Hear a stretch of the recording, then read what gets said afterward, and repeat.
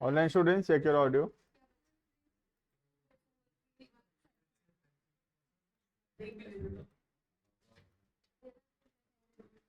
देखना, हम लोग लास्ट क्लास में पढ़ रहे थे owners fund. Owners fund total 6 type का है, जिसके अंदर 3 तो डिलीट हुआ था, मैं बोला था, एडीआर, जीडीआर एंड आईडीआर। ठीक है, तो 3 तो सिलेबस में है। पहला हो गया इक्विटी शेयर्स, सेकंड हो गया प्रेफरेंस शेयर्स, तीसरा हो गया रिटेन अर्निंग्स। ठीक है, जिसके अंदर हम ऑलरेडी स्टार्ट किए थे पहला, that is the equity shares. Equity share holder सबसे मेन शेयर होल्डर है कंपनी के, they are the owner of the company. सबको पैसा देने के बाद जो पैसा बचेगा वो इनको मिलेगा, अगर नहीं बचेगा तो नहीं भी मिलेगा। राइट, हम उसके अंदर पढ़े थे, उसका फीचर्स ऑलरेडी कवर्ड है फीचर्स। नेक्स्ट हम पढ़ेंगे merits and demerits of equity shares. Right, देखना, सबसे पहला मेरिट, पॉइंट नंबर 1 है परमानेंट कैपिटल। तो ये पैसा हमको रिटर्न करने का जरूरत है नहीं during the life time of the company. जो पैसा हम ओनर से लिए हैं, हाँ वो इंटरनल लाइबिलिटी तो है, अकाउंटिंग के टर्म्स में ओनर से लिया हुआ पैसा इंटरनल लाइबिलिटी तो है, बट रियल लाइफ के अंदर उस पैसे को वापस नहीं किया जाता है during the life time of the company. जब कंपनी बंद हो रहा होगा तब ओनर को उसका पैसा जो बचेगा रिटर्न मिलेगा, लेकिन जब तक बिजनेस चल रहा है तब तक ओनर अपना पैसा रिटर्न नहीं लेता है बिजनेस से। राइट, तो ये एक परमानेंट सोर्स है पैसे का। राइट, तो पहला एडवांटेजेस है, it is a permanent capital. ठीक है, देखना, equity share holders provide permanent funds of a company, there is no fixed commitment to return. हमको वापस करने का जरूरत नहीं, हमारा कोई लाइबिलिटी नहीं है अभी रिटर्न करने का। ठीक है, ना तो कोई फिक्स्ड डिविडेंड देने का लाइबिलिटी है, तो ना ही पैसा देने का लाइबिलिटी है, ना ही उस पैसे के ऊपर डिविडेंड देने का लाइबिलिटी है। प्रॉफिट हुआ तो दे देंगे डिविडेंड, नहीं हुआ तो नहीं भी देंगे डिविडेंड। राइट, तो ना डिविडेंड देने का हमारा कोई लाइबिलिटी है और ना ही पैसा अभी कोई रिटर्न करना है। तो तुम सोचो कितना मजा का बात है, पैसा लिए हो, ना पैसा वापस करना है, ना उस पैसे के ऊपर कोई इंटरेस्ट डिविडेंड देना है। तो ये बहुत बड़ा एडवांटेज है इक्विटी शेयर होल्डर से पैसा लेने का, बिकॉज मनी भी परमानेंट है, वो पैसा वो रिटर्न नहीं करना है। प्लस जो मनी हम लिए हैं वो बहुत दिन तक जो है वो अपने पास हम रखेंगे, पहला एडवांटेज।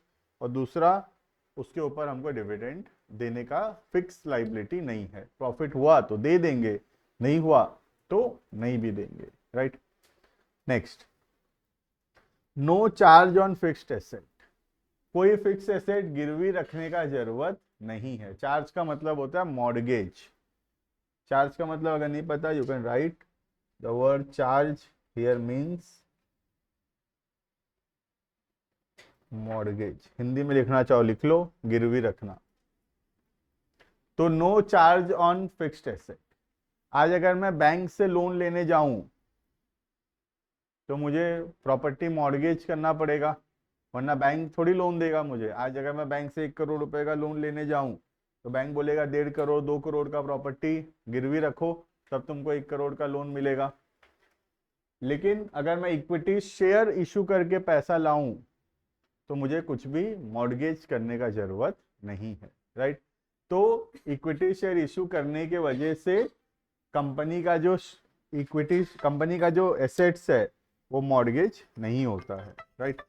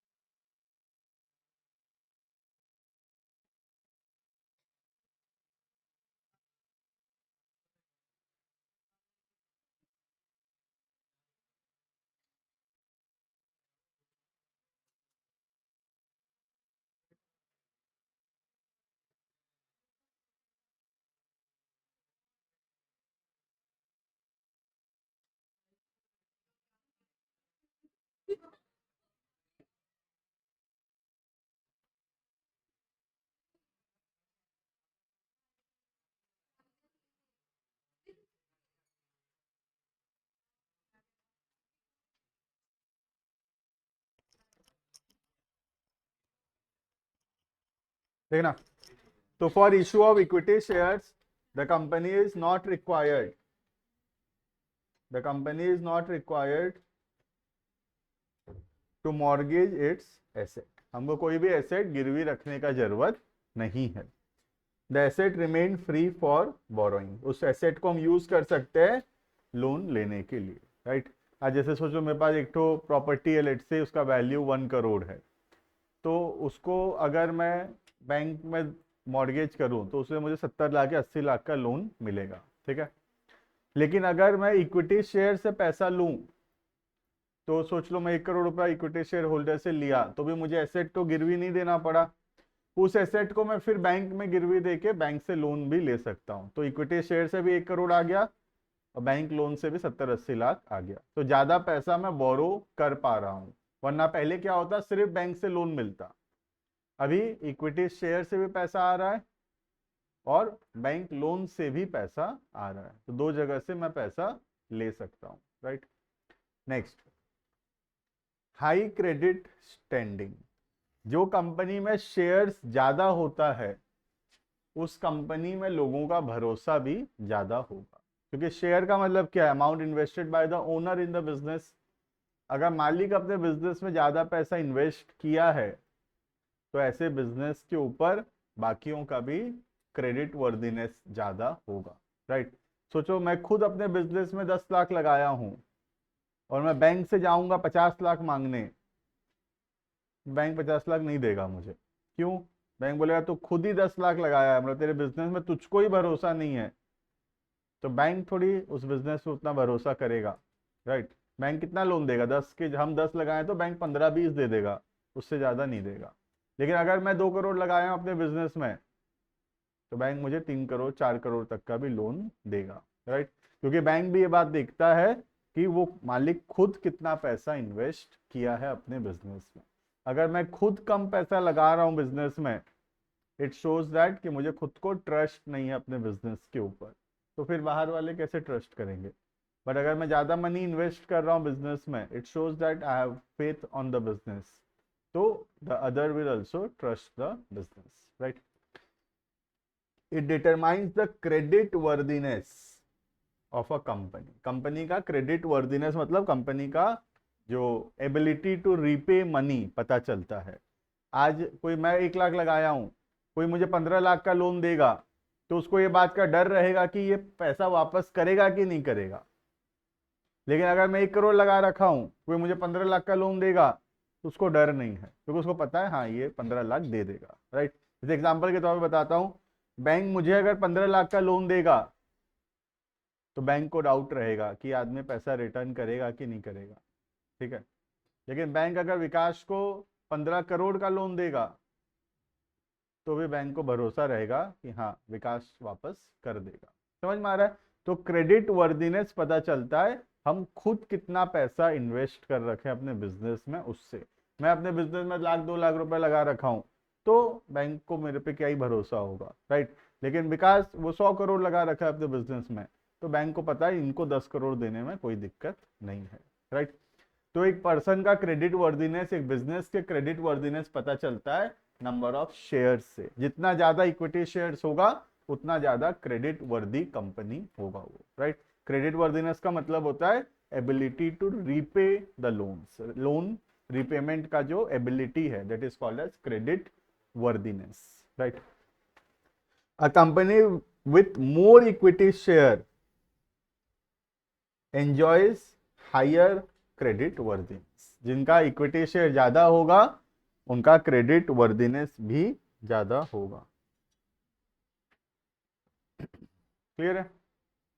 नेक्स्ट, ह्यूज फंड्स, हम बहुत ज्यादा पैसा बोरो कर सकते हैं, बहुत ज्यादा पैसा ला सकते हैं बाय इश्यू ऑफ शेयर्स, क्योंकि एक शेयर जनरली 10 रुपए का या 100 रुपए का होता है। अगर मैं बहुत सारा शेयर इशू करूं तो 10 रुपए 100 रुपए लगाने वाले बहुत लोग मिलेंगे, और बहुत सारे लोगों से मैं थोड़ा थोड़ा पैसा लाकर I can collect a huge amount of money, right.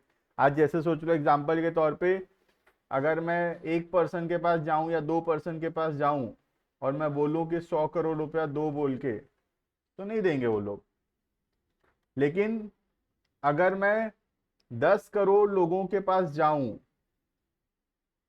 और सबको बोलूं 10-10 रुपया दो, तो मिल जाएगा मुझे, राइट। तो 10 करोड़ लोगों से 10-10 रुपया लेना इज ऑल्सो 100 करोड़, और दो लोगों से 50-50 करोड़ लेना इज ऑल्सो 100 करोड़। कंपनी दो लोगों से 50-50 नहीं मांग रहा, नहीं मिलेगा, 50 करोड़ लगाने वाले लोग नहीं है मार्केट में, 10 रुपए लगाने वाले लोग भरे पड़े हैं। तो अगर मैं, इंडिया पॉपुलेशन है 120-140 करोड़ का पॉपुलेशन है, 10 करोड़ लोग नहीं निकलेंगे 10-10 रुपए लगाने वाले, आराम से निकलेंगे। 10 करोड़ लोगों से 10 रुपए लेने से it will become 100 crore, right. तो कंपनी बहुत ज्यादा पैसा बोरो कर सकता है। ये तो एक शेयर बोल रहा हूं मैं, एक आदमी 10 रुपए थोड़ी लगाएगा, वो तो 20 शेयर खरीदा या 50 शेयर खरीदा या 500 शेयर खरीदा, 1000 शेयर खरीदा, ऐसे लोग भी तो बहुत होंगे। मैं 10 रुपए थोड़ी इन्वेस्ट करूंगा, 10,000 इन्वेस्ट कर सकता हूं मैं, तो मैं 1000 तो शेयर खरीद लूंगा। ऐसे 1000-1000, 2-2 हजार, 5-5 हजार, 10-10 हजार शेयर खरीदने वाले भी बहुत लोग होंगे, राइट। क्लियर है ये? तो शेयर इशू करके हम बहुत सारा पैसा बोरो कर सकते हैं। क्लियर है? अब ऐसे सोच लो, काली मंदिर के सामने एक बेगर बैठा है, ठीक है। सुबह वो सोचेगा कि पहला आदमी जो आया उससे 500 ले लूं और चलूं घर सोने, तो नहीं होगा। 500 देगा क्या कोई? नहीं। लेकिन अगर वो दिन भर वहां बैठेगा और 10-10-10-10 50 आदमी से लेगा, तो शाम को 500 हो जाएगा। समझ में आ रहा है फर्क? अगर सुबह सुबह वो सोचे कि 500 रुपए एक जन, 500 लेना है दिन में, लेट से 500 कलेक्शन करना है दिन में, सुबह पहला आदमी दिखा मंदिर घुस रहा है, बोला 500 दे दो, नहीं देगा 500 हो, लेकिन 10 मांगेगा ना, मिलेगा। और 50 लोगों से 10-10 मांगेगा ना दिन भर में, मिल जाएगा 500, फिर भी हो जाएगा। तो वो हम पे डिपेंड करता है कि हम सुबह सुबह 500 रुपए एक आदमी से ले रहे हैं कि 50 आदमी से 10-10 रुपया ले रहे हैं, या 500 आदमी से 1-1 रुपया ले रहे हैं, और जल्दी मिलेगा। 1 रुपया आराम से मिलेगा, 500 लोग आराम से 1-1 रुपया दे देंगे। समझ में आ रहा? बड़ा मंदिर के सामने, पूरी मंदिर के सामने बैठेगा, 500 लोग मिलेंगे कि नहीं? समझ पा रहे हो? तो वही बोल रहा हूं कि शेयर ऐसा चीज है कि एक जन से ज्यादा पैसा नहीं मांग रहे, एक जन से थोड़ा पैसा मांग रहे हैं, बहुत सारे लोगों से मांग रहे हैं, लेकिन तो अमाउंट जो है फिर भी ह्यूज हो जाएगा।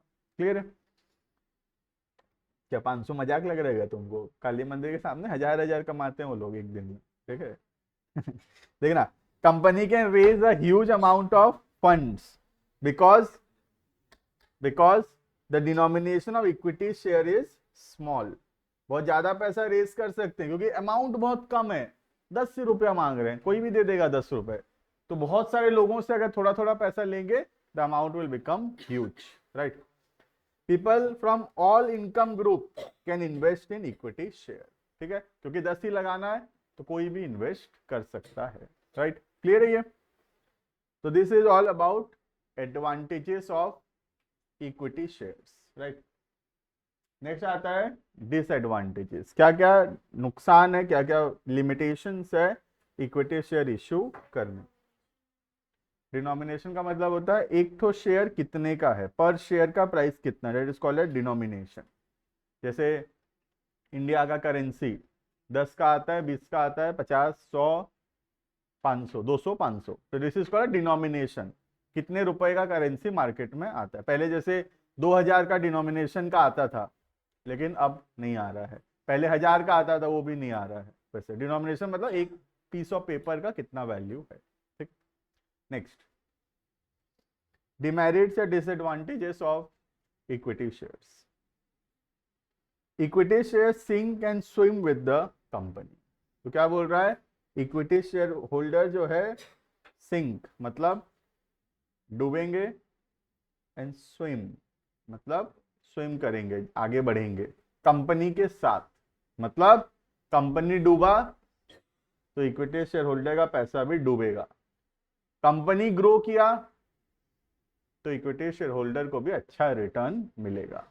तो बोल रहा है शेयर होल्डर कंपनी के साथ डूबेगा, कंपनी के साथ स्विम करेगा। बेसिकली बोलने का मतलब है कि कंपनी लॉस में है तो शेयर होल्डर को नुकसान होगा, कंपनी अच्छा करेगा, कंपनी ग्रो करेगा, कंपनी अच्छा प्रॉफिट कमाएगा तो शेयर होल्डर को उससे फायदा होगा।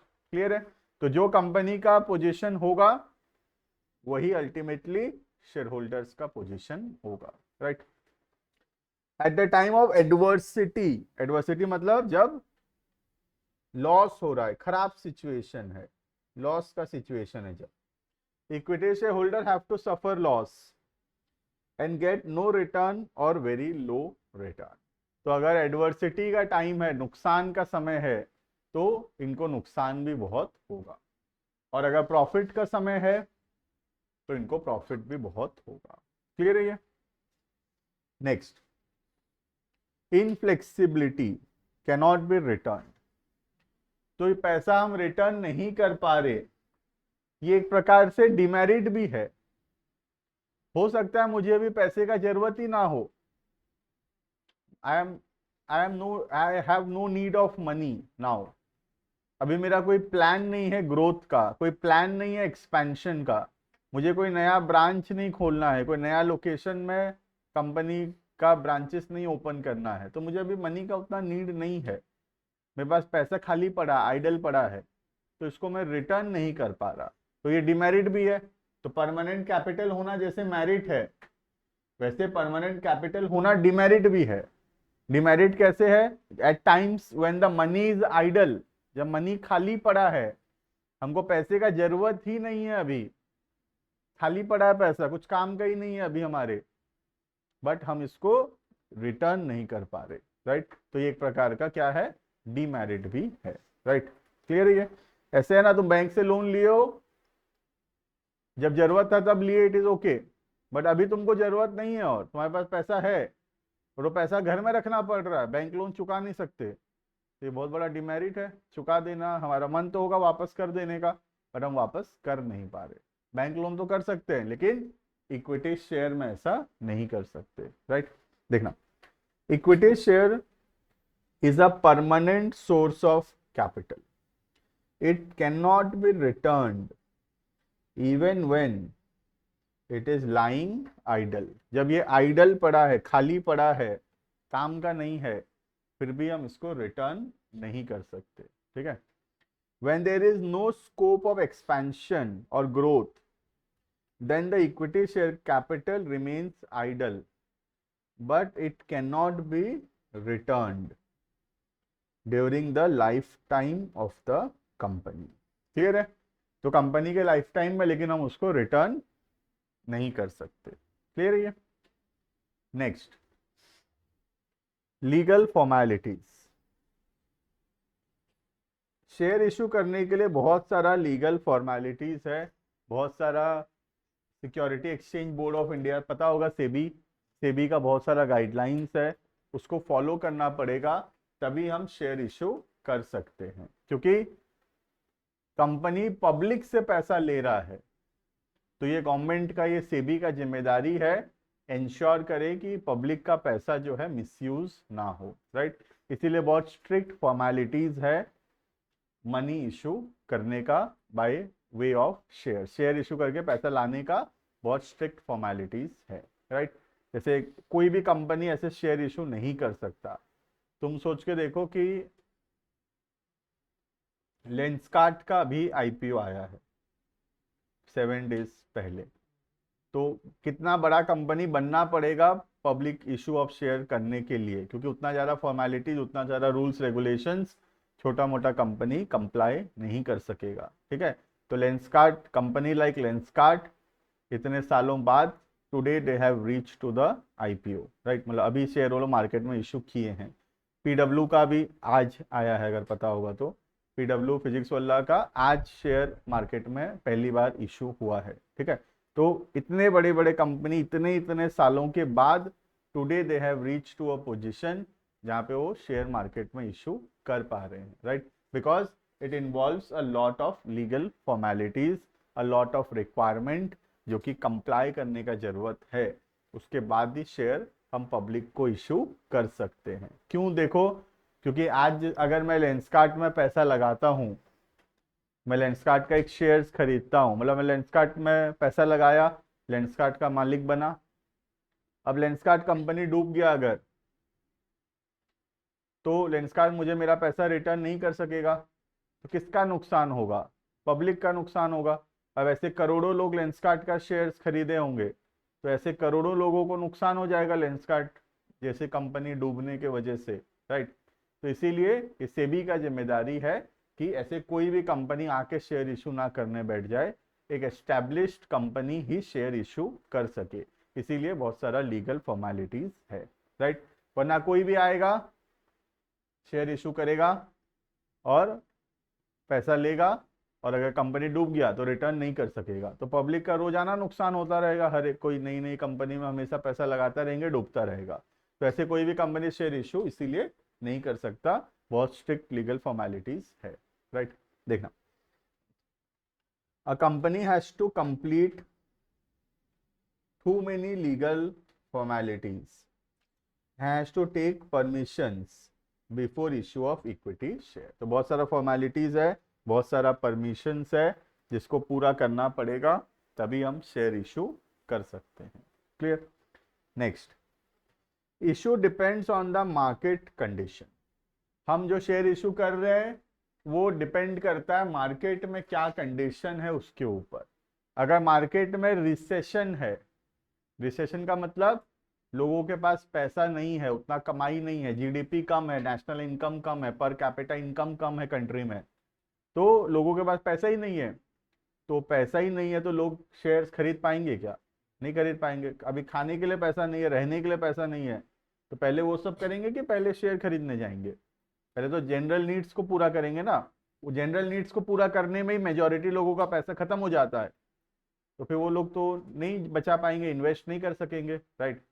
तो अगर कंट्री में रिसेशन चल रहा है, लोगों का इनकम उतना नहीं है, तो ऐसे कंट्री में शेयर्स भी नहीं सेल होगा, राइट। लेकिन अगर कंट्री में बूम है, बूम का मतलब है अच्छा चल रहा है कंट्री, मतलब कंट्री में डेवलपमेंट है, जीडीपी हाई है, पर कैपिटा इनकम हाई है, नेशनल इनकम हाई है कंट्री में, तो ऐसे में शेयर्स भी ज्यादा सेल होगा। समझ में आ रहा है? तुम खुद सोचो ना, आज अगर मैं 10,000 रुपये कमाता हूँ और 10,000 रुपये में मेरा डे टू डे एक्सपेंसेस में खर्चा हो जाता है, तो मेरे पास पैसा नहीं बचेगा, और पैसा नहीं बचेगा तो मैं शेयर्स खरीद पाऊंगा क्या? नहीं खरीद पाऊंगा। वहीं अगर मैं 50,000 कमाता हूँ तो 10,000 खर्चा करूंगा, 40 बचेगा, 40 बचेगा तो मैं शेयर्स खरीद सकूंगा, पैसा इन्वेस्ट कर सकूंगा, गोल्ड सिल्वर शेयर्स खरीद सकूंगा, जमीन खरीद सकूंगा, राइट।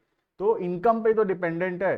अगर इनकम ज्यादा है, इतना ज्यादा है कि जनरल खर्चा पूरा करने के बाद पैसा बचता है, तो ही हम शेयर्स खरीद सकेंगे। अगर जनरल खर्चा में ही पैसा खत्म हो जाता है तो फिर हम जो है शेयर्स नहीं खरीद पाएंगे, राइट। तो जैसे मेरे लिए है, वैसे अगर ओवरऑल कंट्री का भी बात करें तो एक ही बात है, पूरा कंट्री में मेजॉरिटी लोगों का इनकम क्या है उस पर डिपेंड करता है, राइट। देखना, the issue of equity share capital depends upon market conditions. Equity share are risky securities. Equity share बहुत रिस्की है, पैसा डूब सकता है। कंपनी पैसा कमाएगा तो देगा, नहीं कमाएगा तो नहीं देगा, रिस्की है। तो रिस्की जगह पैसा कब लगाया जाता है? जब बहुत पैसा है तभी। अगर मैं 500 ही रखा हूं तो 500 रुपए क्या रिस्की जगह लगा दूंगा क्या? नहीं। अगर मैं 5,000 रखा हूं ना, तब मैं 500 रिस्की जगह पे लगाऊंगा, राइट।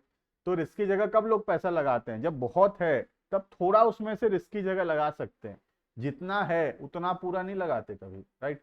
तो इसीलिए अगर इनकम ज्यादा है तो ही शेयर बिकेगा, इनकम कम है अगर कंट्री में लोगों का, तो मार्केट में शेयर सेल नहीं होगा, right. So there are demand during boom period only. तो शेयर का डिमांड कब होता है? जब कंट्री में बूम है, मतलब अच्छा कर रहा है country. During recession period people hesitate to invest in equity shares. तो जब कंट्री में रिसेशन होता है तब लोग शेयर्स नहीं खरीदते। क्लियर है ये?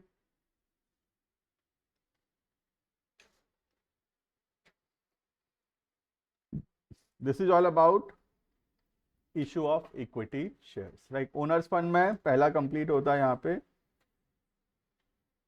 Issue of equity shares. Clear है? नेक्स्ट आता है प्रेफरेंस शेयर्स। प्रेफरेंस शेयर्स भी एक प्रकार का शेयर है, बट हमको समझना पड़ेगा how it is different from the equity share. बात नहीं करो। सबसे पहला, प्रेफरेंस का मतलब क्या है? तुम बोलो इंग्लिश में, प्रेफरेंस का मतलब? प्रायोरिटी देना, राइट। तो प्रेफरेंस का मतलब होता है जब किसी को प्रेफर किया जाता है, प्रायोरिटी दिया जाता है, ठीक है, उसको बोलते हैं प्रेफरेंस, राइट। इनडायरेक्टली हम पार्शियलिटी बोलते हैं, है ना, जैसे 4 लोग होमवर्क नहीं किए, एक को पनिशमेंट मिला बाकी को नहीं मिला, तो हम बोलते हैं ना सब पार्शियलिटी हो रहा है, मतलब उनको ज्यादा अलग ट्रीटमेंट मिल रहा है as compare to us, that is called as basically partiality. वहीं से वर्ड आता है प्रेफरेंस भी, मतलब कुछ लोगों को ज्यादा बेटर फैसिलिटीज देना as compare to the others, that is called as preference. समझ में आ रहा है? तो प्रेफरेंस का मतलब होता है प्रायोरिटी देना। तो प्रेफरेंस शेयर होल्डर का मतलब क्या है, इन प्रेफरेंस इनको प्रायोरिटी मिलेगा, किनसे प्रायोरिटी मिलेगा, over the equity share, equity share holder वालों से पहले इनको प्रायोरिटी मिलेगा। क्या प्रायोरिटी मिलेगा, 2 चीज का। पहला, पेमेंट ऑफ डिविडेंड, कंपनी सबसे पहले बाहर वालों को पैसा देगा, इंटरेस्ट दे दिया, रेंट दे दिया, सैलरी दे दिया, सब बाहर का खर्चा पेमेंट कर दिया। अब जो पैसा बचा वो किसका, मालिक का। मालिक 2 है यहाँ पे, एक प्रेफरेंस शेयर होल्डर, दूसरे इक्विटी शेयर होल्डर। तो मालिक में भी पहले कौन से मालिक का, तो पहले प्रेफरेंस शेयर होल्डर्स का। समझ में आ रहा है? तो उनका नाम ही प्रेफरेंस है क्योंकि उनको प्रेफरेंस मिलेगा, उनको प्रायोरिटी मिलेगा। किसके ऊपर मिलेगा priority, over the equity share. किस बात का प्रायोरिटी मिलेगा, 2 बात का। पहला, पेमेंट ऑफ डिविडेंड, मतलब पहले प्रेफरेंस शेयर होल्डर को डिविडेंड देंगे, फिर किसको देंगे, to the equity share holder, right. Second, repayment of investment during winding up, company जब बंद हो रहा है, वाइंडिंग अप का मतलब होता है क्लोजर, जब कंपनी बंद हो रहा है, ठीक है, तो कंपनी बाहर वालों का तो पैसा पहले वापस करेगा ही, बाहर वालों का पैसा वापस करने के बाद जो पैसा बचेगा पहले मिलेगा to the preference share holder, बाद में मिलेगा to the equity share holder, right. तो मन में आएगा क्या ही फर्क पड़ता है सर, इक्विटी वाले बाद में खड़े रहेंगे तो क्या ही है। देखो एग्जांपल देता हूं तुमको, जैसे ये मंदिर है, ठीक है, मंदिर में प्रसाद मिल रहा है, अब प्रसाद का लाइन में सबसे पहले बाहर पहले खड़े हैं आउटसाइडर्स, बाहर वाले, जैसे कि बैंक लोन हो गया, ठीक है, ये सब पहले खड़े हैं। उसके बाद लाइन में खड़े हैं कौन, प्रेफरेंस शेयर होल्डर्स, और उसके पीछे लाइन में खड़े हैं कौन, इक्विटी शेयर होल्डर्स, ठीक है। तो पीछे लाइन में खड़े होने का डिमेरिट क्या है, मंदिर में प्रसाद खत्म हो गया तो यही डिमेरिट है और कोई डिमेरिट नहीं है, ठीक है। यहाँ प्रसाद मिल रहा है, यहाँ लोग लाइन में लगे हैं, लाइन में आगे लगने से क्या फायदा है, प्रसाद मिलने का चांसेस ज्यादा है ना इसमें, यहाँ सबसे पहले मिलेगा इसको, इसका तो मजा है, थोड़ा भी रहा तो इसको तो मिल ही जाएगा ना, इसको मिल गया, लाइन से हटा तो ये लोग आ गए प्रेफरेंस शेयर वाले, इनको मिलेगा, इनको मिल गया अपना, उसके बाद ये हटेंगे तो फिर आएंगे इक्विटी शेयर होल्डर। तो पीछे लाइन में खड़े होने का डिमेरिट है क्लियरली, बिकॉज वहां पे प्रसाद लिमिटेड है, यहाँ पे कितना है उस पर डिपेंडेंट है ना, इनको दोनों को देने के बाद बचा ही नहीं तो इनको तो इनका पैसा वापस नहीं मिल पाएगा, राइट। लेकिन अगर बहुत बच गया तो बहुत भी मिलेगा, तो मेरिट भी है तो डिमेरिट भी है ना। मेरिट क्या है, बहुत बच गया तो मिलेगा, बहुत मिलेगा, लेकिन नहीं बचा तो नहीं भी मिलेगा, राइट। तो इनसे पहले खड़े होने का अधिकार है, इसीलिए इनको बोलते हैं क्या, preference share. Why it is called as preference, because they have a priority before the equity share holder, equity के पहले खड़े हैं लाइन में लोग आगे, दोनों समय, डिविडेंड मिलते समय भी, कंपनी जब बंद होगा अपना अपना पैसा लेते समय भी, ठीक है। डिमेरिट क्या है पीछे खड़े होने का, मनी लिमिटेड होता है, मनी खत्म मतलब पैसा डूबा, राइट। तो इनका पैसा डूबने का चांस हाईएस्ट रहा, इनका उससे कम रहा, इनका उससे कम रहा। चांसेस तो है सबका डूब सकता है, लेकिन प्रोबेबिलिटी कम है, यहां सबसे कम प्रोबेबिलिटी है डूबने का, यहाँ उससे कम है, उससे थोड़ा ज्यादा है प्रोबेबिलिटी डूबने का, और यहाँ हाईएस्ट प्रोबेबिलिटी है पैसा डूबने का। क्लियर है ये? तो इसलिए इनको प्रेफरेंस बोला गया है। प्रेफरेंस समझ में आ गया? Why it is called as preference? Because they are getting a preference treatment, they are getting a priority over just one person, that is the equity. Preference का मतलब ये नहीं है कि तुम इनसे भी आगे जाके खड़े हो जाओगे, बाहर वालों से आगे नहीं खड़े हो सकता कोई भी, इनको तो पहले मिलेगा ही मिलेगा। प्रेफरेंस का मतलब सबसे पहले नहीं है, प्रेफरेंस का मतलब है इक्विटी से पहले। क्लियर है ये? नेक्स्ट देखना, फीचर्स ऑफ प्रेफरेंस शेयर्स। देखना, सबसे पहला फिक्स्ड रेट ऑफ डिविडेंड। मजा है इनका, फिक्स्ड डिविडेंड मिलेगा। ठीक है, preference share holders get a fixed rate of dividend. पहले से फिक्स रहता है कितना परसेंट, जैसे कि 10% या 12% पहले से फिक्स है और वो मिलेगा।